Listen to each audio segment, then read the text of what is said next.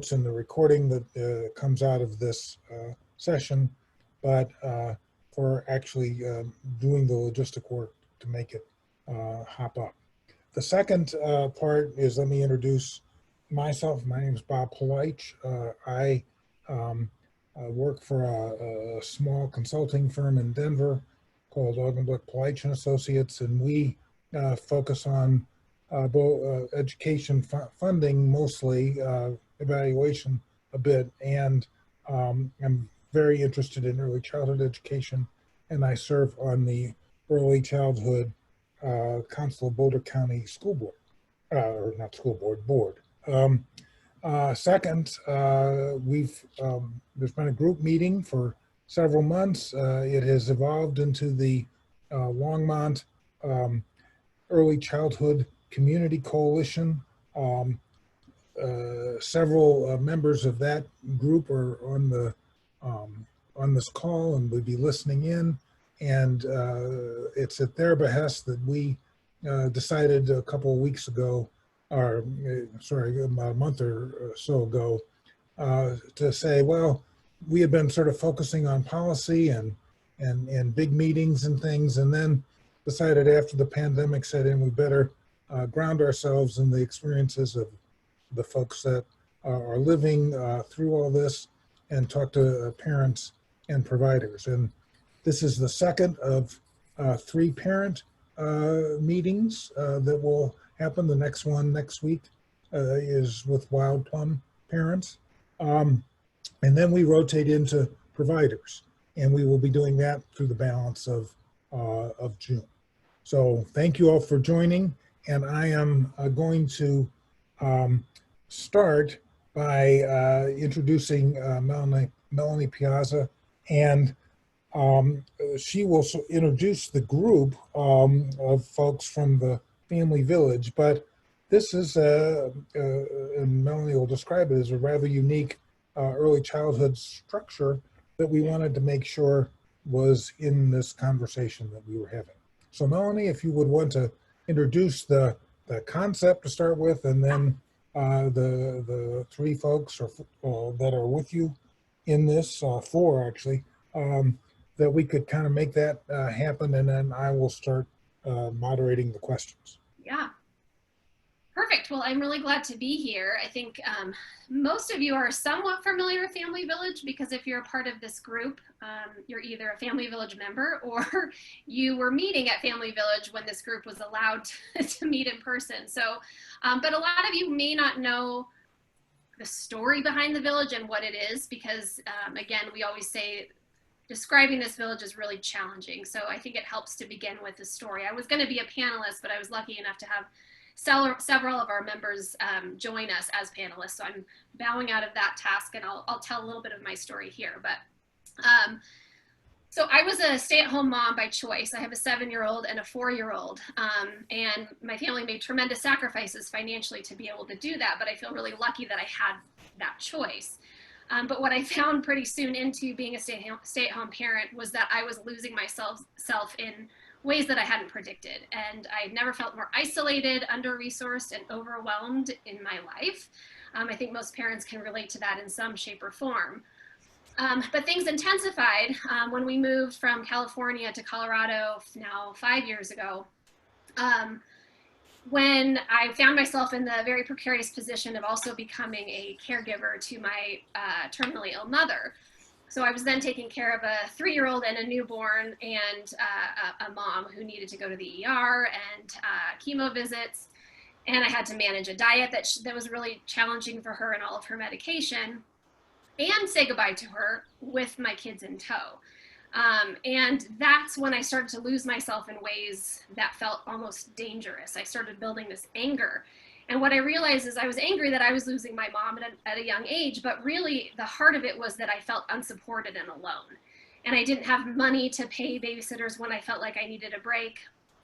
So I started having this fantasy, really, of a place I could just take my kids and know that they were safe and loved, and that I could take care of myself in the ways that I felt I needed to, which included deciding what I wanted to do with a career, since I'd left my past career with no desire to go back to it. So this fantasy became sort of fueled by this rage that I was feeling, and knowing that this is what a lot of parents face, even without a crisis of health. People that have financial struggles that feel alone, people that just don't have a community that feel alone. And so I decided to put my vision out there in a way that felt really uncomfortable, because I could not find anywhere in the country anything that met the needs that I was looking for. And so I just reached out to parents in the area through Facebook and just put a, hey, what did people think of this? And suddenly there was interest, and we built it. So in June of 2018, myself and a group of other really determined parents built what became Family Village, which in its simplest terms is a cooperative community and co-working center with on-site childcare. But as you can imagine, it's much more than the sum of its parts. And I have a marketing background, I had a business degree, but I had no experience building a business. And I'll tell you one thing I've learned about myself in business is that I am not good at the elevator pitch. I'm really not good at describing what we do, because it's really unique. So Emily, who's our creative director and one of our panelists today, wrote something that was way better than anything I'd come up with. So I'm gonna actually read that, and that'll just give you a summary of what Family Village is. Family Village is a first of its kind cooperative designed to fill a gap in the childcare market for work from home, stay at home, and student parents. We were founded in June of 18, and we provide our members, which right now we have about 50 families that are active in the village, provide them a center with which to work, connect, work out, take a class, better yet, a nap, and generally just replenish themselves, all with their kids on site in our professional, affordable drop-in childcare facility. And Tony Green, who's our childcare director, is here tonight too. So we strike the balance between excellence and affordability in our childcare program because we are unlicensed, which does require that the parents remain on site. Because we operate collaboratively, meaning the parents fill in the support that our childcare staff needs during high volume times. And that enables us to maintain a small, well-paid staff that functions with a high degree of integrity, flexibility, and heart. All this cross-pollinating of kids and parents working, playing, socializing, networking, pursuing dreams, working out, and caring for one another through the daily ups and downs of life has fostered a vibrant sense of community and belonging that so many modern parents crave. We've managed to provide space, fitness classes, body work, business incubators, educational classes, and excellent childcare, all while keeping childcare costs to a minimum, ranging from $4 to $8 an hour per child per hour. The key to our success lies in harnessing the talent, time, and resources of our loyal and devoted members in ways that allow us to be so much more than the sum of our childcare co-working community parts. We know that the best way to care for our children is to ensure that parents are resourced enough to thrive, especially during the pregnancy and preschool years. This is our chief aim, and in this way, we're turning the childcare conversation on its head. So again, our focus is on providing parents with the solutions that they need to provide ease in their lives, and childcare is a major piece of that. So that's the gist of what Family Village is. So I'll turn it over to Bob, and he's going to be moderating the panelists. Yeah, and Melanie, just to kind of introduce everyone, I see Emily Walbeck and Jennifer Bridge. I'm not sure I see Jill yet. Yeah. Oh, I'm sorry, there we are. There's Jill, and then Emily Conger. So there's two Emilys. We have, I think, 6 Emilys at the village, so it's always, am I talking to an Emily? Because I feel like every other person is one. So I'm glad we got 2 of them here tonight. That sounds great. Thank you, and welcome to you guys. And we want to start, we started this process with sort of a list of questions, and I think these were shared with everyone. So we really want to start out by folks sort of telling kind of their story, both kind of what was going on sort of pre the pandemic and how the pandemic, you know, kind of the March, mid-March timeframe to the present has changed your situation.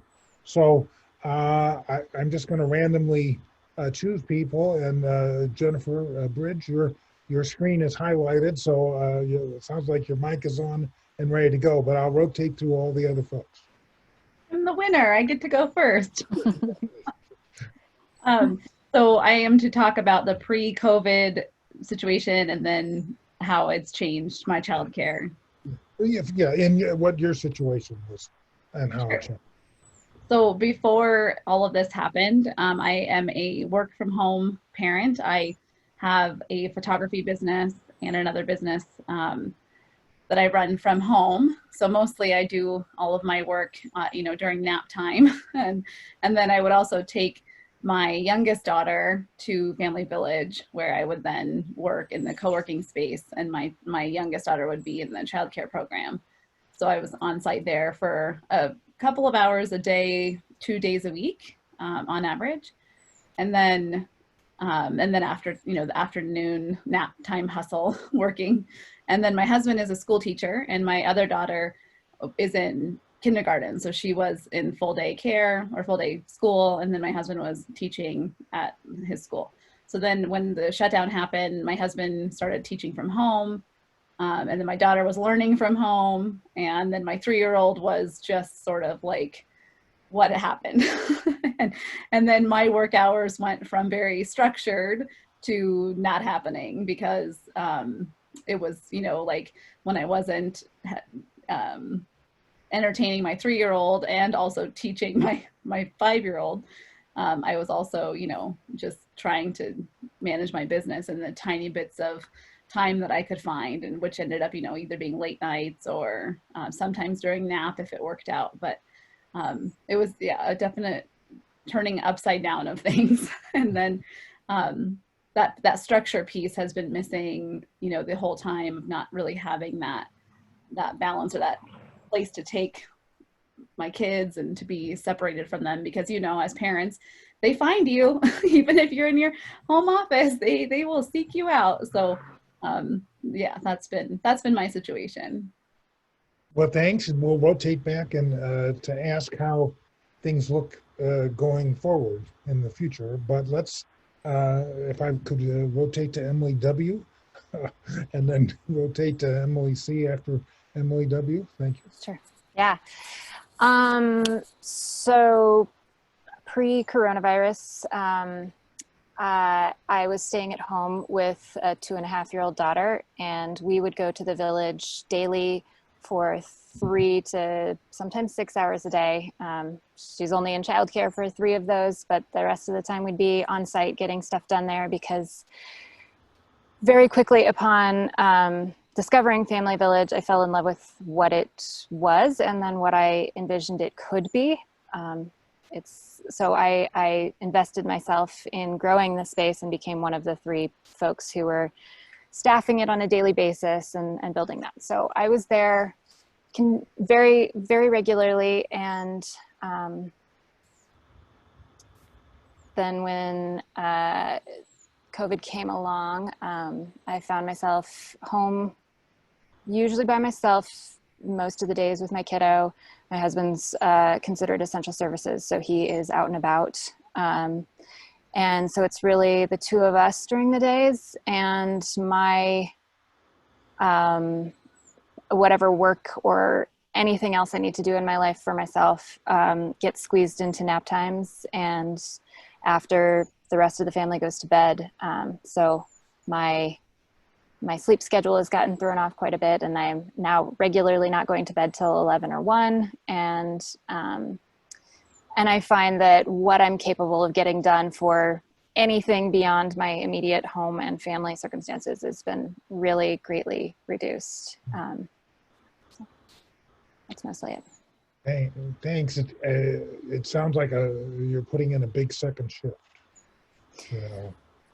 as a phrase. That's yeah. Well, and not even remotely so compared to what most other people are juggling. I also need, for I'm one of those people who needs solid space to myself. So that's when I can get it. yeah, very good. So Emily C, could we rotate to your story? Yes. Um, so I am a Unitarian Universalist minister, and I have been, excuse me, I had been looking for something like Family Village for a long time and finally found it a few months before coronavirus hit. So I have been primarily working out of my house while parenting, and I had a half-time job plus another little job for a while, but it wasn't sustainable when it was just me and my kiddo without any extra support. So we were really glad to find Family Village so that I could go there. We went about 2 hours every day because that's as long as my kiddo could take. She was a year old at the time, and you know, it was a big transition for her, but those 2 hours were life-giving for me, and I would either, you know, work or connect with people, which is what I really realized I was craving. More than the actual work time, and it all wove together, but the working and connecting, and my hours have and the demands of ministry have just increased exponentially since the coronavirus, having to transfer my worship services online and meet increased interpersonal needs between folks, and really supporting people through this really challenging period. And so I have been lucky enough to have a partner who can also work from home. He works full time and has been able to carve out a few hours each day after nap time. So I get an extended nap where my can be flexible. So if she sleeps longer, he can work. But if yeah, but so I get a solid work block, which I've never had before since she was born, and that has been a real gift. And I was able to launch another business endeavor off of my main ministry because there are such great needs right now. And but in order to launch that, I have also had to work nights after bedtime, and you know, so that means I'm putting in 9 hours being the primary childcare provider for my kiddo, plus a standard 4 hours of work time during the day, plus 1 to 4 hours after bedtime. And that is more than anybody should be working, and that is not even taking care of the rest of the household, of like standard chores or, you know, figuring out anything, plus the grief that I'm holding over the people who have died, who I've been close to, and people in my community who are really struggling right now, and having time and space to be like to be nourished myself is not even in the card a little bit. Well, thank you, and we'll rotate back to what the next 6 months look like in a minute. Jill, can you share your story? You have to, yes. There we go. Okay. There Well, I just want to say it's sweet to see some of these faces from Family Village that I haven't seen. Hi. I feel really touched by that, and just want to say thank you to you all who organized this and are exploring it. Even just seeing your interested faces is truly meaningful. So thank you. So pre-coronavirus, I have 1 2.5-year-old, and I work part-time as a psychotherapist, and then my husband works full-time. And so we had a kiddo in school for 1 full day and 1 half a day, and then had quite a lot of family support, grandma coming up 2 days a week to fill in. And then we had Family Village as, you know, it was just filling in all the cracks. And so some weeks I was there 1 morning a week for a couple hours, and then other weeks I was there every day, depending. And, you know, it was like, oh, there you are again, Jill. And when I, you know, one of the things that I learned after I became a parent is that you're actually really not supposed to be around your child all the time. Like it's not good for either of you. So the value of her having real robust relationships with a small handful of adults was so powerful in so many ways, to have that to rely upon. And I felt aware at the time of how that helped me to stand more fully as my own person. And so since coronavirus, we stopped doing school. Of course, during the lockdown, we had no contact with my family. My husband was home during the lockdown. He was not, because he also has a client-based business. And so he and I were balancing childcare. So I would see clients virtually and he would be with kiddo. And then the rest of the time he was filling out PPP, applications, et cetera. And I was with her. And it was then that, a lot of things happened, but one of the things was I really realized how important Family Village was, because any given morning that I didn't have something in place or I just needed some moments to myself, it was there and I could just show up. And the experience of feeling trapped and having nowhere to turn, but just being trapped at home with your kiddo, was quite visceral when that hits. So not having those things in place, it's profound. And so now my husband is back seeing clients, and so he's gone. So I'm much more solo, starting to bring family members in a little bit for support. And I resonate with what a couple, I think everyone has said something similar.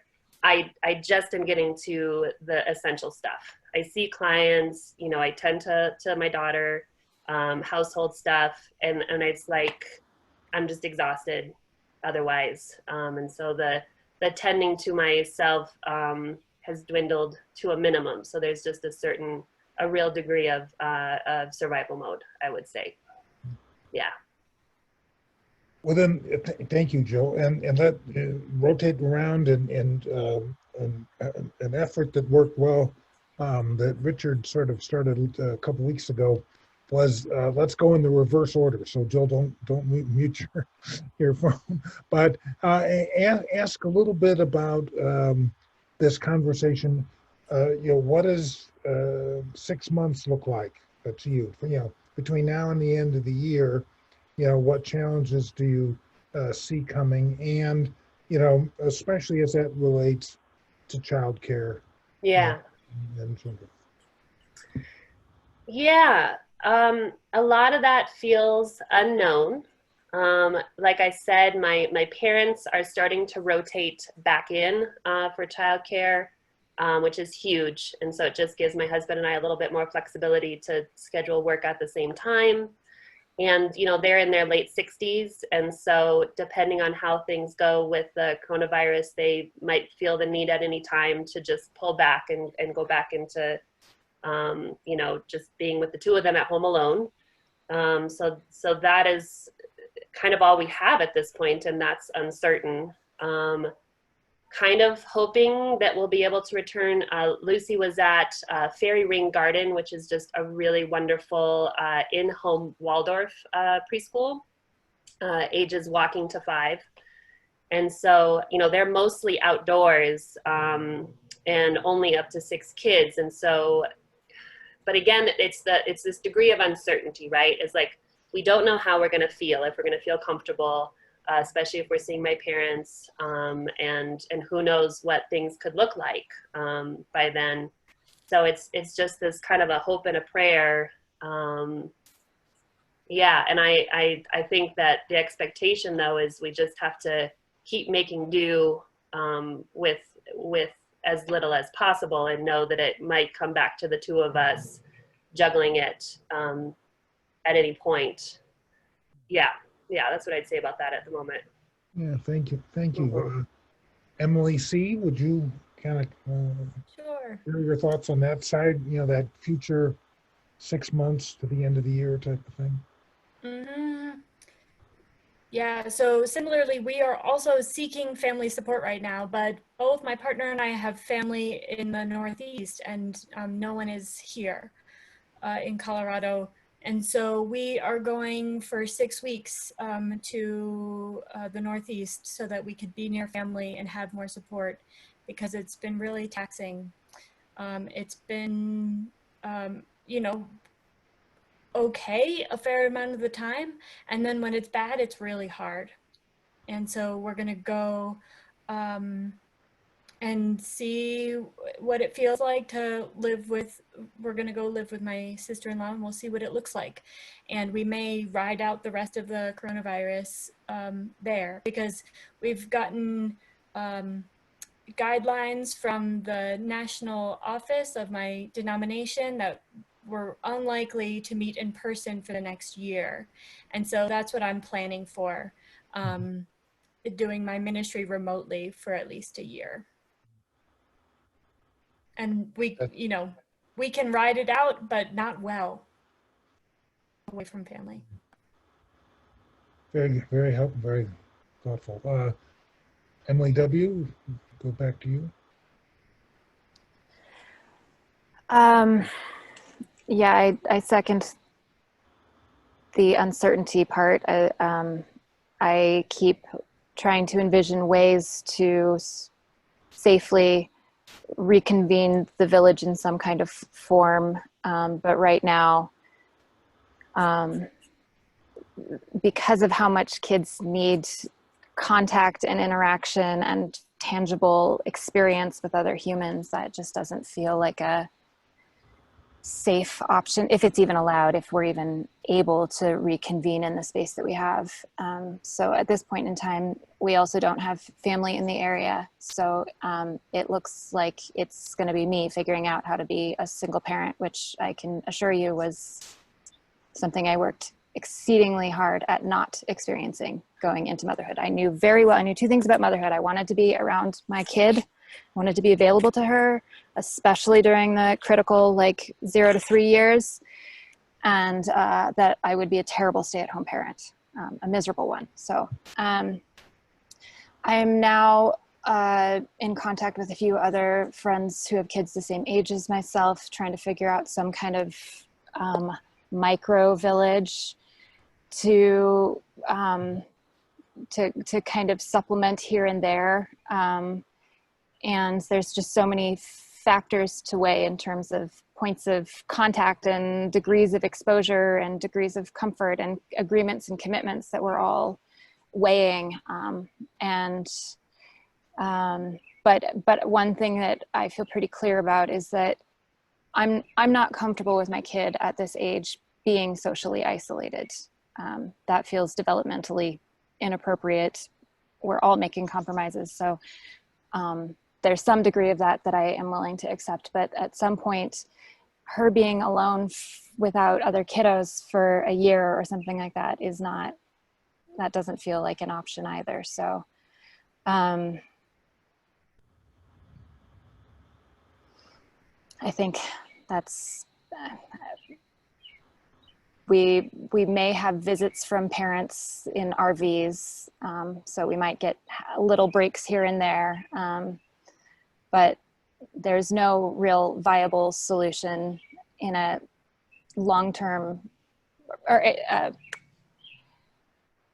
there's not something that I can foresee at this point in time that feels comfortable aside from just really ad hoc family collaboration in the spirit of the village.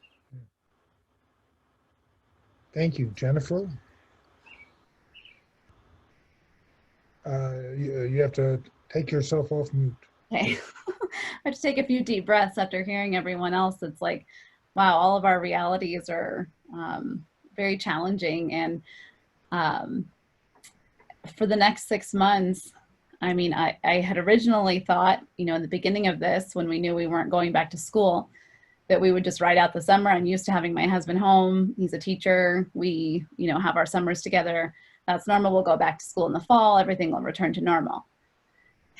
And it doesn't feel like that is where we're headed. And so I have a lot of fear around that, because managing a house and, you know, 2 children and my husband having then to teach remotely, and having to school my daughter remotely, potentially for, you know, the first semester of school, it just feels unreal. And while we could probably maintain, like others have said, we could get through, we could ride it out.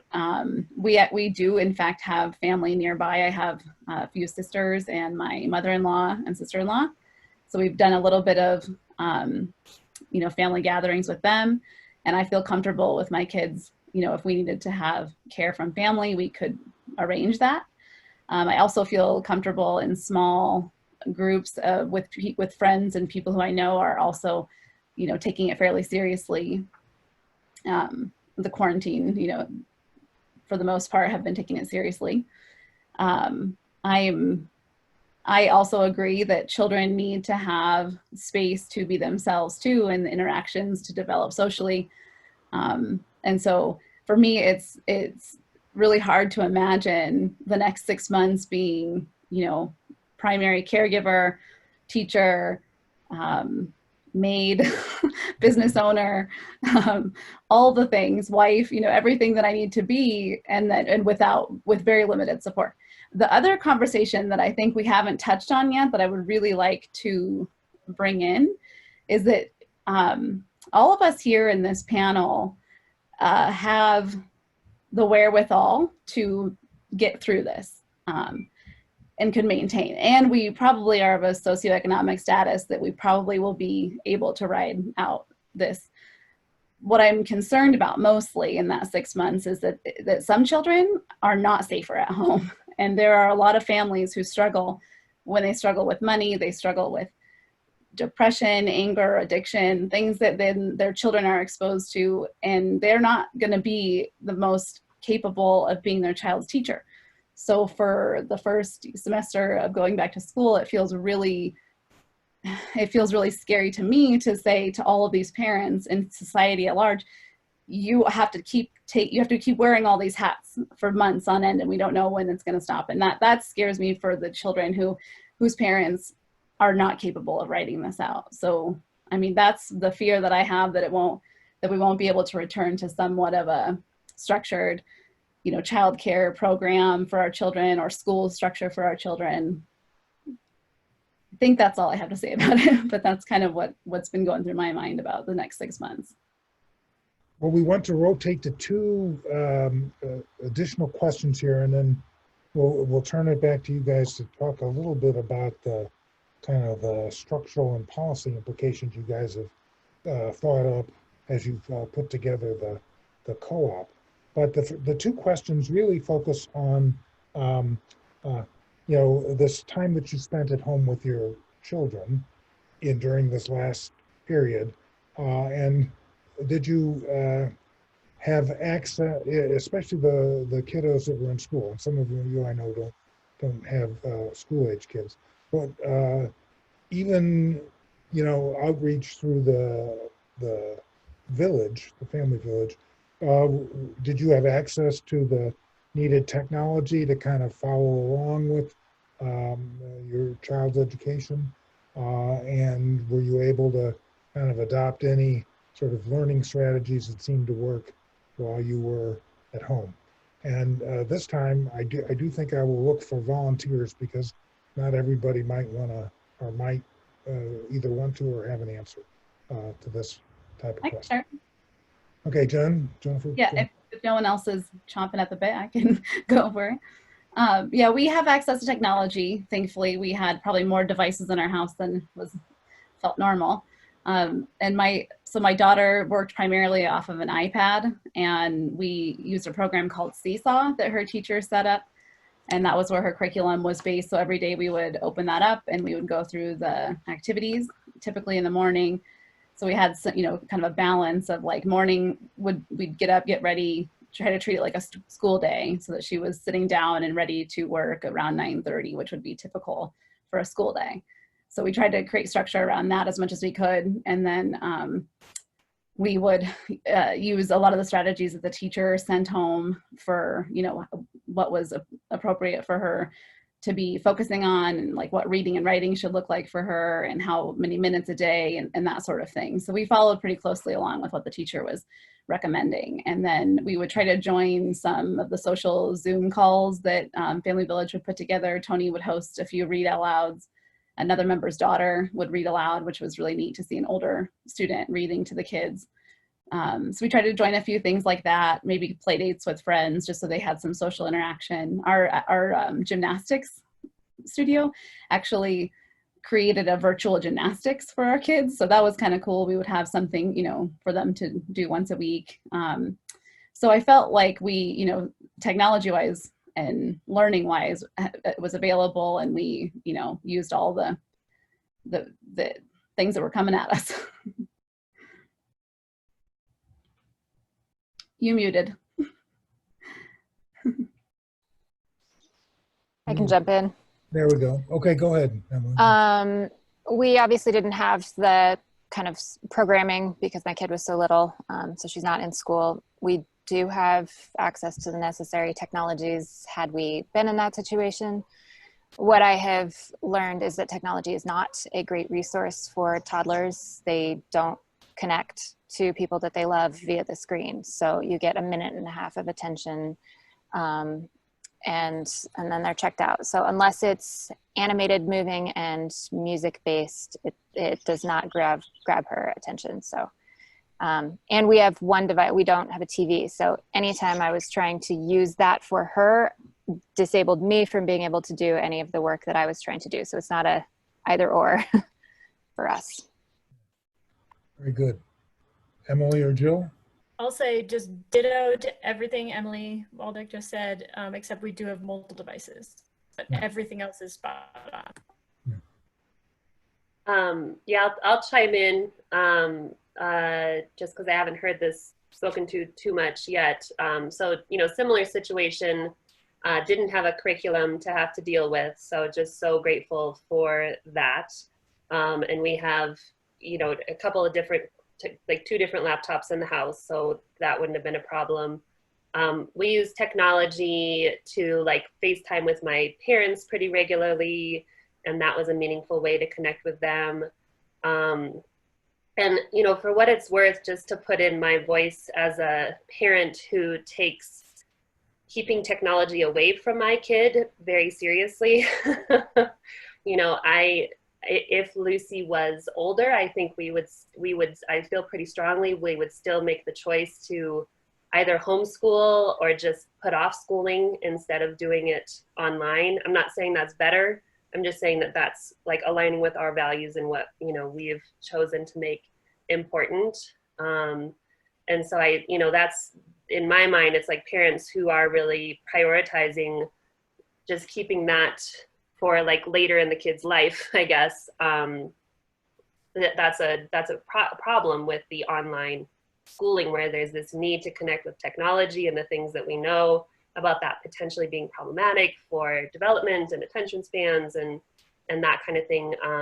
You know, I find that worrisome, and I would love to hear more conversation about like, hey, is it more important for kids to stay caught up in school, or is it more important that we just put it off so that they can be outside staring at a butterfly, and you know, we come back to this when we can do it in person. Yeah. Well, that gets us right to the second question that we wanted to get to, which was, and we'd like to rotate around again. When will you, as and your family, be comfortable, you know, placing your child in a broader, more occupied with other kids setting? Now, obviously, you know, part of that is desired, but we're trying to get a sense of this about, you know, it's one thing that the, what do you call it, the health departments and everybody are putting in place a series of kind of restrictions on centers and licensed child care activities.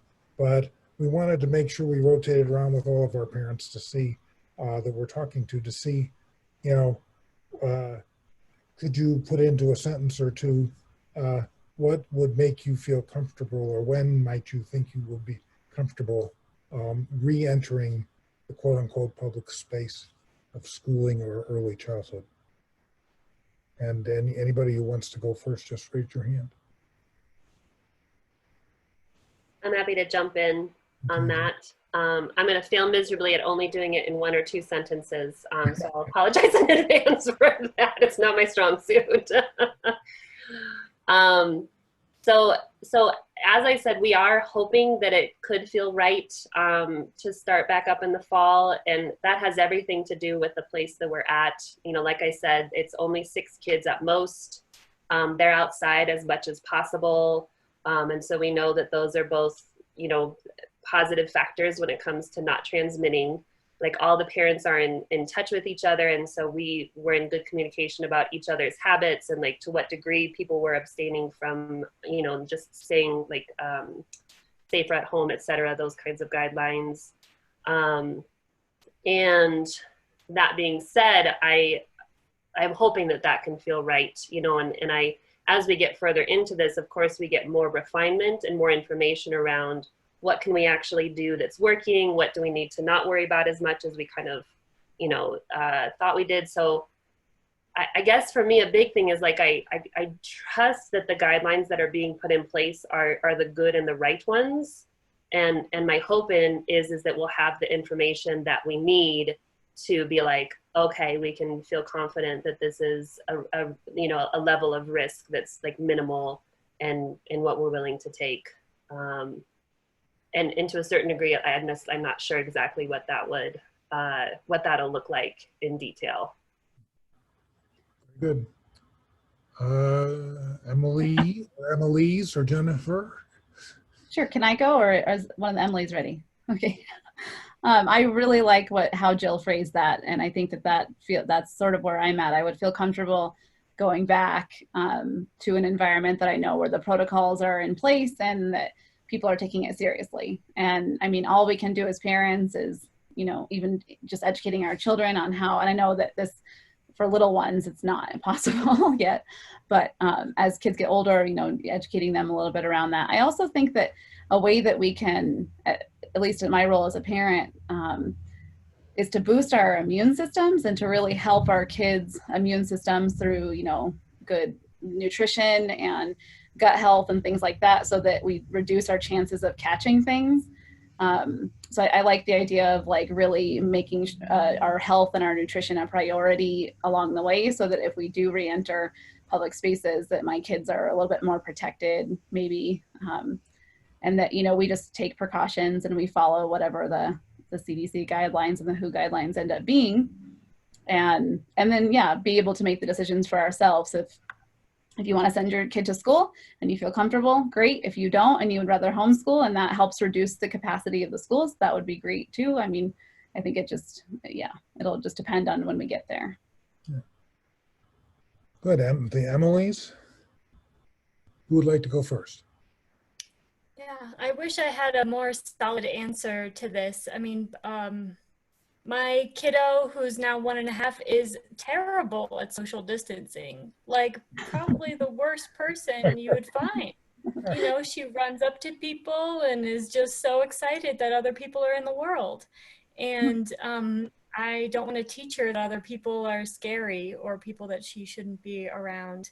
Because at this age, she can't really understand why it would be. And so we have to keep far distance from people right now in order to keep ourselves and the people we care about a little bit safer, right? Nothing is 100% here, but we're doing what we can. Part of me thinks about waiting until there's widespread vaccine adoption and access and really clear testing and contact tracing methods. And I want to follow the guidance of scientists along the way. And I don't want to be part of a conspiracy theory, but I don't fully trust the CDC just modified guidelines based on information that wasn't science-based. And so I have fears about trusting the information that's coming from our current government. And I want to trust things that are evidence-based in moving forward. And it's hard to figure out what those sources are going to be. Good. Emily? Yeah, I really second that last bit from Emily of the distrust of the information. But the things that have, I do think if we had good testing and contact tracing, and if as a country we were really committed to that, that would make me feel comfortable reintegrating into group settings before we know that the spread is really past.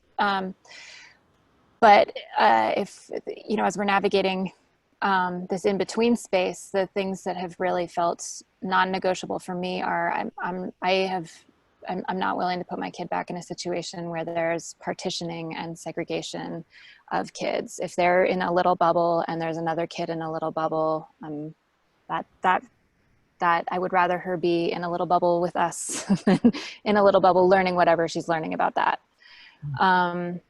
That feels pretty significant to me. And similarly, not having, like, if she were older, I wouldn't be interested in being in a exclusively tech-based, I wouldn't want to be required for her to go to school if it was just on Zoom. I've got a good friend who's wrestling right now with having to pay $5,000 to keep her kid's spot in a Montessori preschool so she can secure that for the duration of the kid's life through middle school, because it's so hard to get into. But the requirement next year is that they would be on Zoom, and there's no deferment, there's no placeholding, and there's just like we're popular, so you either sacrifice that spot or you pay us for this. So it's, you know, decisions like that feel really compromising, and Yeah. so Almost sounds like a selective college, but that's anyway. Thank you, and thank you all for kind of running through our questions. I am going to hand this part of the conversation back over to Melanie, and we're going to try to focus on some of the policy supports that would be, you know, as you guys have put this co-op structure in place, what are the things that you have learned that have been helpful? And Melanie's going to lead that conversation for us. So Melanie, back to you. Yeah, so through the life of the village, what a lot of us have recognized is that pretty much any of our friends that we talk to in state, out of state, in Boulder, down the road, but not close enough to Family Village, everyone responds when we explain what it is with the same reaction in some shape or form, and that is, how do I get one of these where we are? And it's not about us being this perfect magic formula. It's about, I think, recognizing that the needs that parents have today are very different than the systems that have been set up for them. And, you know, right now, a parent that has a need for childcare goes down a list of options that they think are available to them and chooses whichever one seems like it most closely fits their needs. And people who have a full-time job where they're out of their home and they're in an office building, or they're in a factory, they're somewhere where they're required to be physically, our model doesn't work for that, because one, we're keeping our costs down by requiring parents to be on site, not requiring us to be licensed. But the amount of hours that we're open don't work, and all of that. But what we've recognized is that parents are really wise to what they need, and we're not all necessarily attuned to what our vision would be for our children, for our families, to make life ideal. But I think parents in this position of being stuck at home makes it pretty clear what we don't want and what we're missing. And I think what we've all agreed to is that we want to create what we want and not just utilize what's available. And that's, again, what the village became.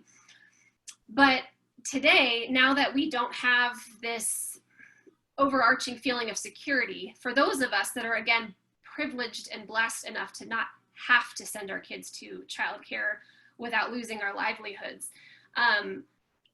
as you can tell, we're not all clear exactly what we want. But I think what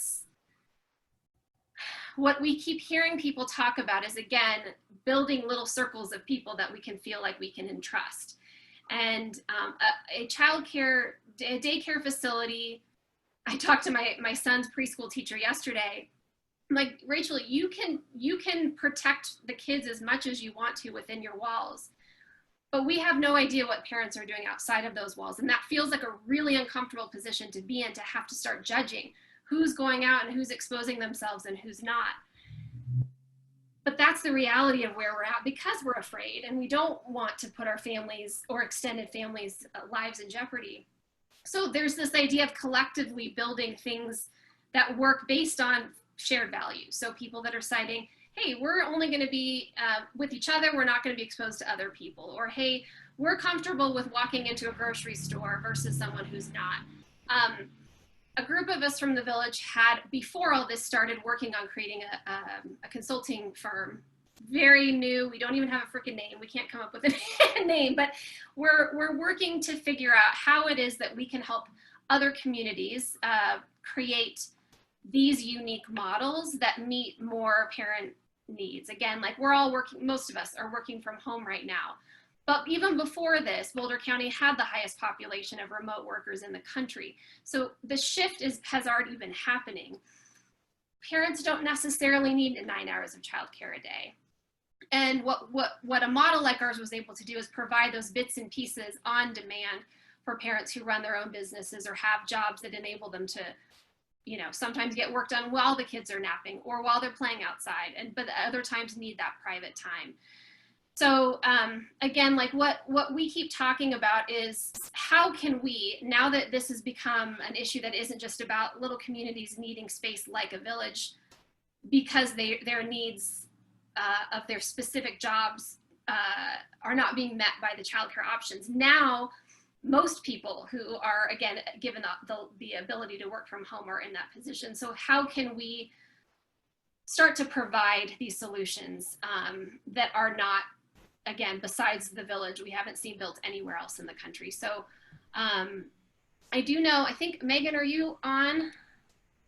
We've got, so Emily Waldeck is part of building this, and so is Megan Dicklin. I'm not sure if she's going to actually speak, but she's here. Well, Melanie, you know, when we had talked, you had ticked off a list of, you know, things like space and you know, maybe technology and some other scheduling issue things, you know, that are so critical. So when you think about what that group could offer to someone who's thinking about this this opportunity or an opportunity like this, what would you be talking about with them? Well, I think, again, the first thing is finding out what the parents are looking for. You know, our group has similar needs, but I think there are people who need evening care. And again, they aren't finding that generally. And so that's primary, is, you know, what is it that other groups of people are, what are they looking for? We know that there are parents that are, oh, Megan's putting her son to bed, so she's not really here. You know, finding out what those primary needs are, and then we know that parents are going to start creating little groups where they share childcare, but how conducive is it to have a group of 6 to 8 children in a house where there are 2 parents also trying to get work done? So physical spaces are needed, and we believe that a lot of businesses are going to be changing. So maybe offices are going to close because all of their workers are now working out of homes. Are those physical spaces available to be utilized for these types of childcare facilities? You know, we're recognizing in our business model being so different, there isn't a software platform to cover all of our needs, to track childcare, to take payments, to create schedules. And so we're working with a local company, Dataductus, to create software that would help, you know, make this something that's more official. For us, we have piecemeal things together to make our needs met, but we're developing software so that other organizations can create something like this and have it be easy. Emily, do you have anything you want to add? Yeah. I think the only other thing that that I think we would bring a lot of value for is helping with the like community engagement and there's a culture at Family Village that's different than other places because it's co-owned and in a lot of ways co-run. So there's, I think, a different approach to running it. It's less of a like, you come and consume something and leave. It's so being able to help groups understand how to work together in that way, how to engage the members who are part of it. If these are bigger operations anyway, I think it's really important to have some awareness of how to function as a community in a skillful way, because because it's something that's co-created. And so I think when problems arise, there needs to be a different way of handling it, perhaps, than a strictly top-down approach. And I think there are also things that we offer about how we've set up childcare and what to look for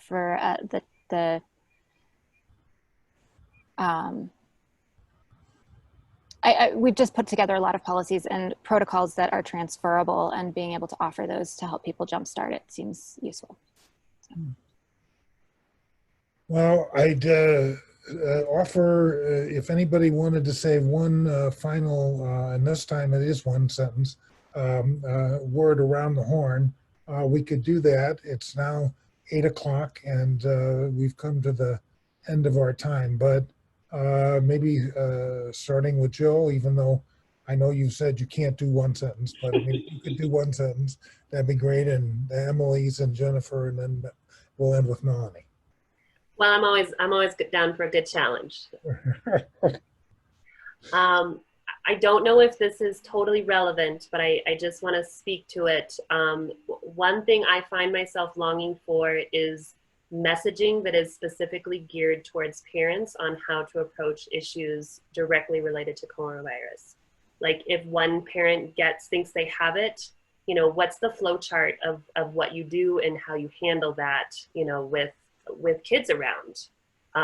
When you're considering how to, you know, if and when to put your kids back into school or to bring them around other kids or not, like unique resources that are like, here are things to consider, here are questions to ask. That would be a huge support, I think, for me as a parent. Excellent. And thank you so much. Emily Conger, would you like to go next? I hadn't really thought about policy things before the minute, so this is an exciting generation of bubbling of ideas. But supporting people in creating these smaller pods and risk reduction support, and maybe even stipends to help these folks come together, and like shared tutors or other ways that people could figure out how they're going to move forward in the space. So sorry, I'm not being the most articulate in this moment, but I'm excited about those possibilities and craving something, but I don't know exactly what it is yet. Yeah, thanks for the opportunity. Very good, and thank you guys. Jennifer Bridge, and then Emily, and then Melanie, and then we'll sign off.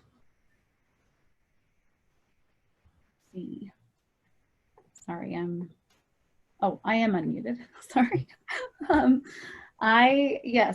Like Emily just said, I really haven't thought too deep into policies, because I think for me, things have been changing so much and the information changes so rapidly, and we just don't know what, you know, is going to happen. I feel blessed that I do have family and you know, people around that can help me, that I feel comfortable with, that we can kind of do this with.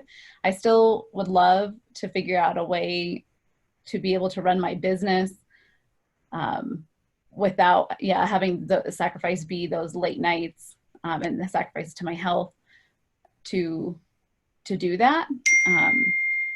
So figuring out something that we can do. Sorry, that's me. I can't turn off my dinging on my computer. But yes, something that we can do to get some support around people who work from home, sharing that load somehow would be incredible. Thank you, Emily W. When thinking about this, what has come up is out of the purview of this group, but what I really would like to see is